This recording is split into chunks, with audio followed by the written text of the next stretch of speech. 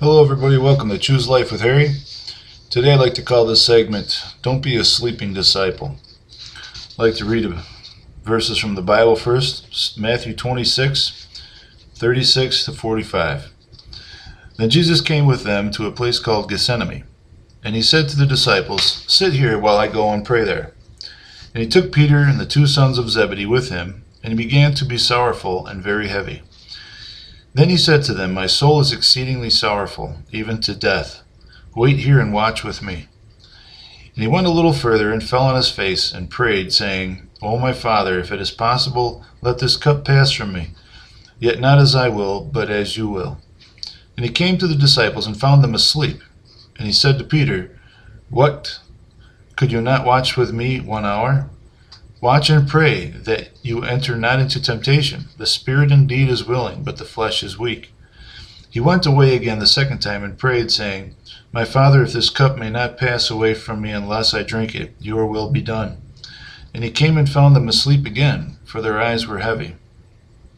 And he left them and went away again and prayed the third time, saying the same word.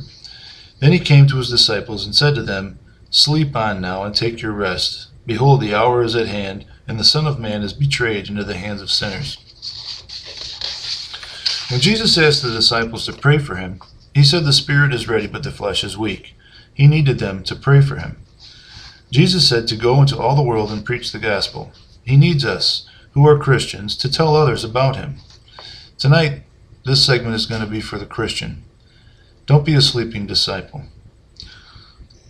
Whether it be a pastor or a parent or a friend or TV evangelist, someone told you. Now you tell someone else. Don't just leave it up to the preachers. You don't have to be a preacher to tell others about Jesus. You're sleeping if you don't. What good are you if you don't? When you get involved in a conversation in line somewhere, you know when and how you can let someone know about Christ, or if the conversation may lead into a Christian conversation about Jesus. I can think of lots of times in line when someone is impatient and turns to the rest of us to knock the cashier, or for some reason. You ever have that person in line?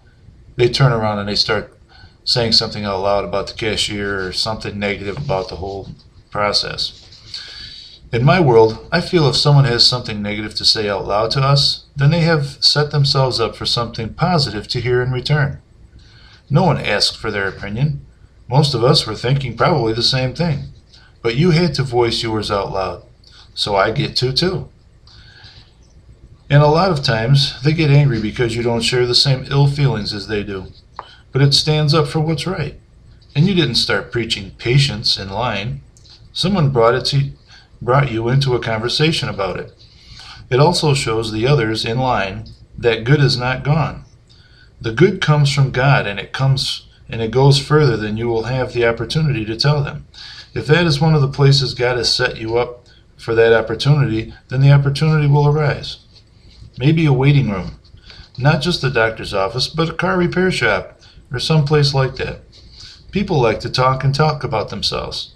Listen to what they are saying, and if any negative comes out, then tell them if they would like, you will pray for them.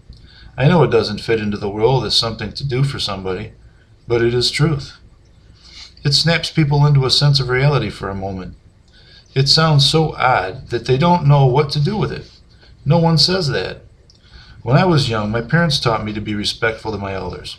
I also wasn't bold at all, so when someone was telling me of their aches and pains, and "Wait till I get older, you'll see. You're just young yet. Wait and see. You don't understand." Now, and blah, blah, blah, blah. But I would smile and say, "Oh, wow. Oh, wow." And then I would laugh when the correct moments came to laugh. And then back to, "Oh, wow. Oh, no kidding. Oh, wow." But then, as I got older, I got a little bolder. I felt I had a right to just sit there quietly if I wanted to.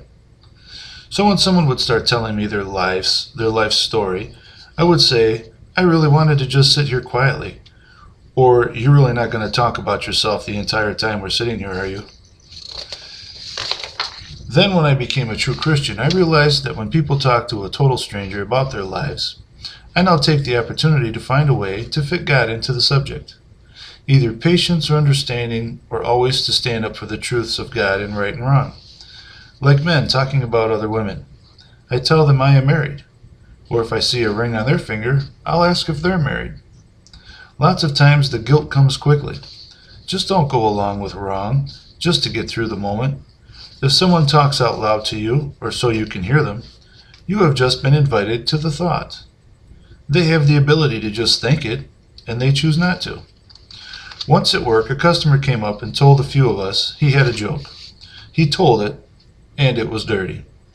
Some of my coworkers laughed out of nervousness, but I looked at him with a disgusted look, and I asked him what made him think he could come up and tell us such a dirty joke. He was so taken back that he didn't know what to do or what to say. Then the ones that laughed thought about it and why they actually did laugh. It wasn't even really funny. It was just something dirty. So a lot of times, just dirty makes people laugh because they don't know what else to do. Once on a TV show, a female comedian asked people in the crowd to tell something that happened to them that they hate. One woman said she let someone out of a parking lot go ahead of her to let her out. She didn't even get a wave or a head nod or a thanks. This comedian said, "You know what I would do? I would have given her the middle finger," and she held her middle finger up in the air for the audience to see. The audience laughed. I couldn't find anything funny about it. I would have thought if she said something like, I would have followed him to the next light and maybe yelled through the window, "You're welcome," or "Hey, where's my thanks," or something else, but just holding up your middle finger, I didn't find that funny. People aren't ready to hear the truth. They are used to hearing the normal. When you speak truth, they don't know what to do with it, but it does go to their core. It sheds the light Jesus told us to shine.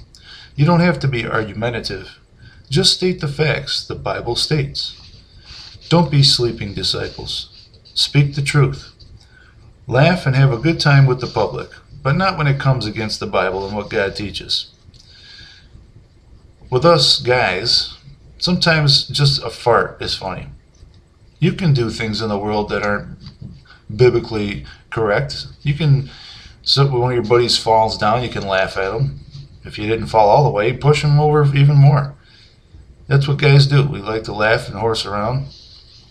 Sometimes when we were kids, we make fart noises and laugh at that. There's nothing wrong with having a good time with other things in the world.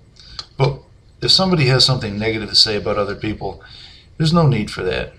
They can keep it to themselves. There's no reason for them to say it out loud.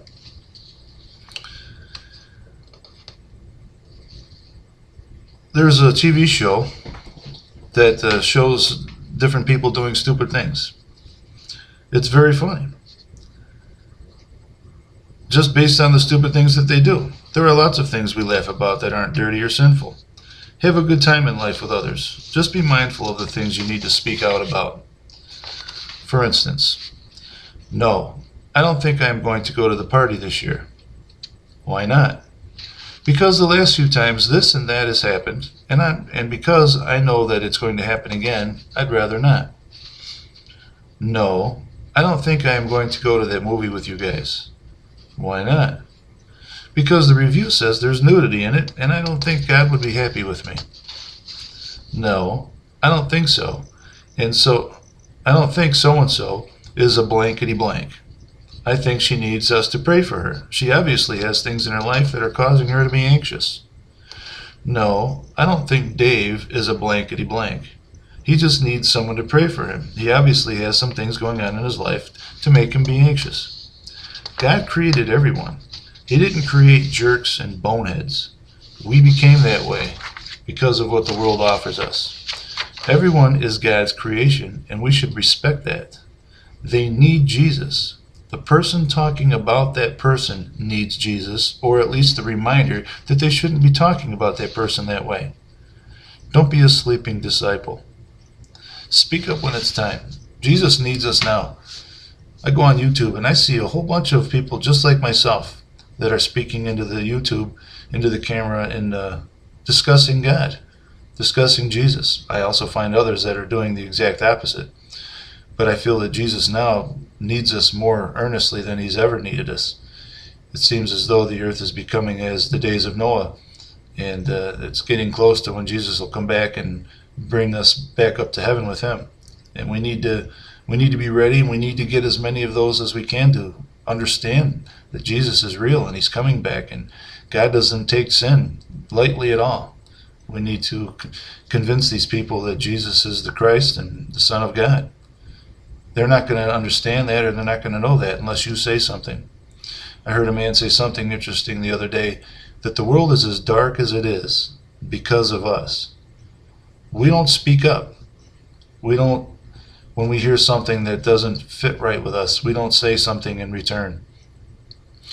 Try to say something different to somebody who's being negative in line. I feel that it's an invite to the thought, and maybe it's just the way that I am. Maybe some people aren't as bold as I am.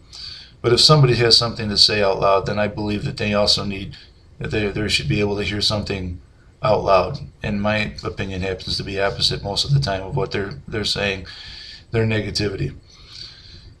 If you aren't a Christian and you happen to come across this, I want to give everyone the opportunity to become a Christian. Every single one of my segments, I give the opportunity. Jesus died for you. He wants to come into your heart, and he wants to show you how to realign yourself with God so that you can think clearly and your conscience becomes childlike.